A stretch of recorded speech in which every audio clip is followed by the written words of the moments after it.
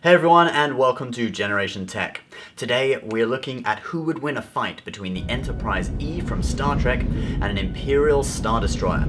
But first of all, Star Trek is set in our galaxy in the future, and Star Wars is set a long time ago in a galaxy far, far away. So how do the two ships meet? Well, conveniently for the plot of this video, that probe from Star Trek IV shows up again, this time in the year 2379. And this time around, it's making dinosaur noises whilst vaporizing Earth's oceans. The Enterprise E has just finished extensive repairs and upgrades in space dock orbiting Earth after the events of the movie Star Trek Nemesis. It's the closest vessel to Earth and also the most advanced vessel in the region. Picard, having studied Kirk's adventure back to the 20th century to acquire a pair of humpback whales to communicate with the probe at Starfleet Academy, knows exactly what he has to do. Having encountered and mastered the Borg's time travel technology, the Enterprise E is totally capable of going back in time and capturing a Triceratops. There's just one problem: the Prime Directive. The Enterprise, in theory, isn't allowed to go back in time and encounter civilizations that have yet to develop, messing up their timeline. However, the last official orders the Enterprise received from Starfleet was to engage the probe, something they know is futile. Starfleet Command's communications are currently offline, so Picard asks the crew if anyone objects to him violating orders. Data, who is trying out a new curse word vocabulary upgrade, speaks out. To hell with our orders. And with that, the Enterprise starts preparations to initiate a temporal vortex and travel back to the Cretaceous period, a long time ago, 70 million years ago to be exact, in a galaxy far, far away. Darth Vader has been given a special mission by the Emperor. Because of the destruction of the first Death Star, the Emperor wants a wormhole in the unknown regions of the galaxy mapped.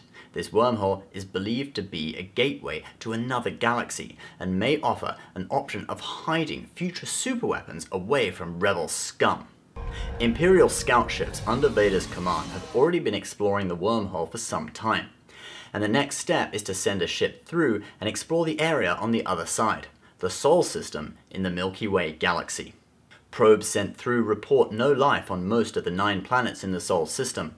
Just one planet is inhabited by medium-sized reptiles and is abundant in natural resources. It's a perfect system to store a superweapon in, and a perfect planet for stormtroopers to take a bit of a break on. Because of the perceived lack of danger, Darth Vader takes just one Imperial Star Destroyer through the wormhole to the Milky Way galaxy. Upon arrival, they maintain orbit around Sol 3, now commonly known as Earth, and start preliminary scans. Upon seeing a Triceratops, Vader is reminded of the reek he rode in the execution arena on Geonosis, and of Padme.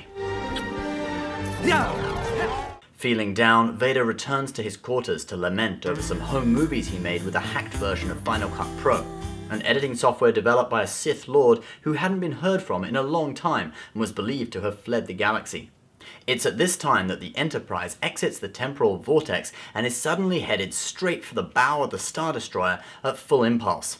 The Enterprise banks sharply and storms past the Star Destroyer at close range.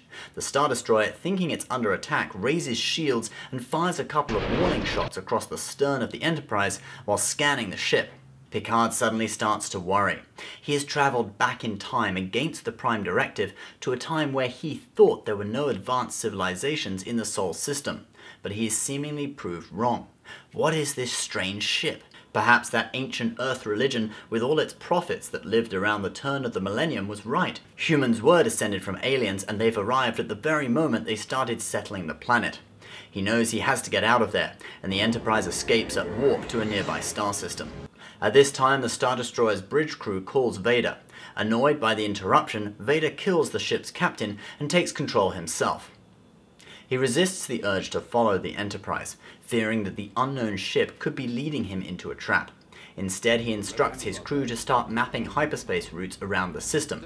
He tells his gunners to start manning the 60 turbo laser and 60 ion cannons that the Star Destroyer possesses, and also tells TIE fighter pilots to start manning their ships. General Veers, prepare your men. On the Enterprise, long-range sensor scans indicate the Star Destroyer hasn't moved from its position in orbit of Earth. Picard, conscious of his mission to capture a Triceratops, decides to plot a course around the edge of the Sol system and arrive on the far side of Sol 3, hoping not to be detected. But the Star Destroyer is one step ahead. They already have several probes in orbit, and when the Enterprise arrives, they are detected by one of those Imperial probes. They of course destroy the probe with phasers, hoping that the signal will not reach the Star Destroyer.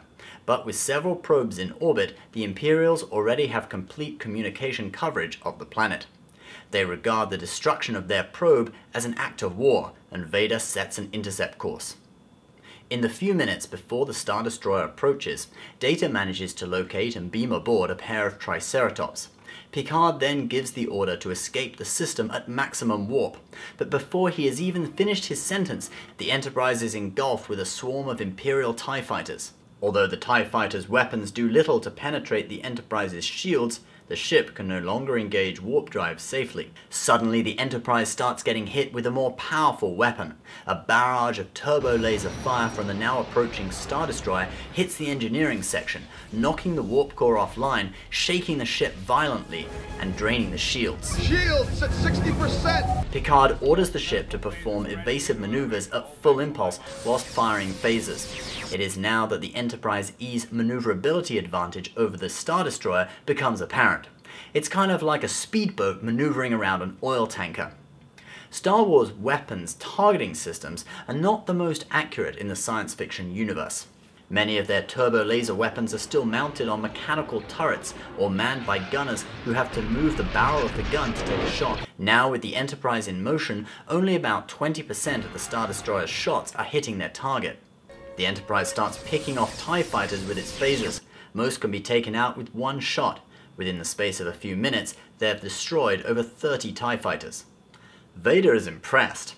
He starts thinking about the potential reward the Emperor would give him if he could capture the ship and reverse engineer its targeting and piloting systems for the Empire. He orders his crew to use ion cannons to interfere with the Enterprise's electrical systems and start to prepare a tractor beam. The ion cannons interfere with the Enterprise's main computer, and its helm controls keep going momentarily offline. The ship's movements start lagging. The tractor beam hits, holding the ship in place. The Star Destroyer now starts pummeling the Enterprise with a barrage of turbo lasers. Aft shields down to 40%. But suddenly the lasers stop. Vader decides to try some diplomacy, or perhaps we better call it intimidation. Captain, we are being hailed. On screen. If you only knew the power of the dark side. Picard begins to choke, but sensing the use of some form of mystical telepathic energy, Deanna Troi uses her own empathic abilities to block Vader's use of the Force. Picard is freed from the chokehold and recovers. He then cuts off the transmission. Deanna then tells him she senses an enormous amount of hate coming from the being in command of that ship. The crew of the Enterprise now knows this is a life or death situation, and they must act. We're through running from these bastards. Picard gives the order to begin the counterattack. And that's all we have time for today, guys. You'll have to wait till part 2, which will be tomorrow or the following day, to find out what happens. If you can't wait till then, why not leave your opinion in the comments on which ship you think will win, and why not vote for your favorite ship in our poll? Just click up in the corner of the screen up there. If you're new, please subscribe, give this video a thumbs up, and as always, if you're watching this, you are Generation Tech.